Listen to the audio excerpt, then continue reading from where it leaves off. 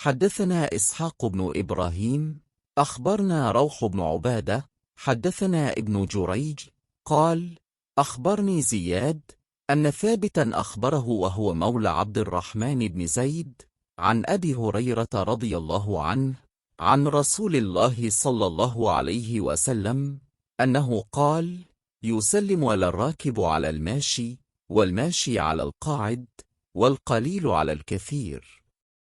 صحيح البخاري حديث رقم 6233.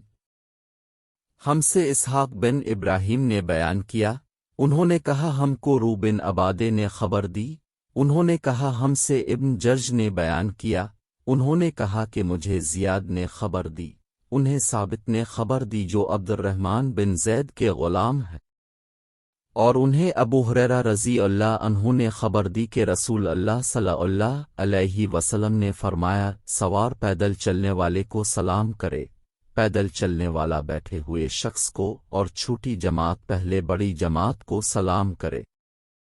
सही बुखारी हदीस number 6233। Narrated Abu Huraira, Allah's apostle said, the riding person should greet the walking one, and the walking one should greet the sitting one, and the small number of persons should greet the large number of persons. Sahih Bukhari hadith number 6233. हदीस के पीछे मौजू दूसरों की इज्जत और इनकिसारी ज़ाहिर करने की अहमियत है।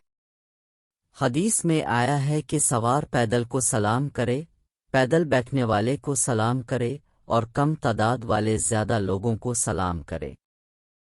ये हुक्म इस ख्याल पर मबनी है कि जो लोग ज़्यादा ताकतवर हों या आला मर्तबे के हामिल हों वो कम ताकत वाले या कम दर्जा वाले को सलाम करने में पहल करे।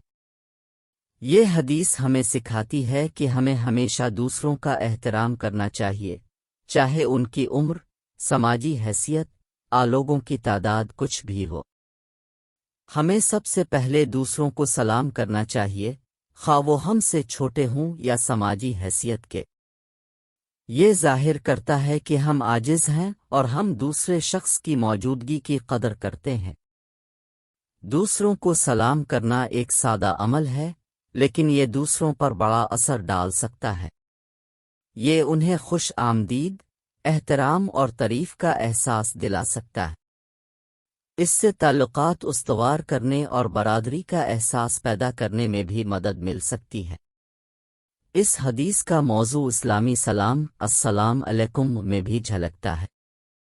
इस सलाम के लफ्ज़ी मानी हैं अब पर सलामती हो। ये दूसरों पर अमन और भलाई की ख्वाहिश करने का एक तरीका है। जब हम किसी को इस जुमले से सलाम करते हैं तो हम उसकी इंसानियत और अपनी मुश्तरका इंसानियत का एतराफ़ कर रहे होते हैं। हम दुनिया में अमन और हम आहंगी की अपनी ख्वाहिश का इजहार भी कर रहे हैं।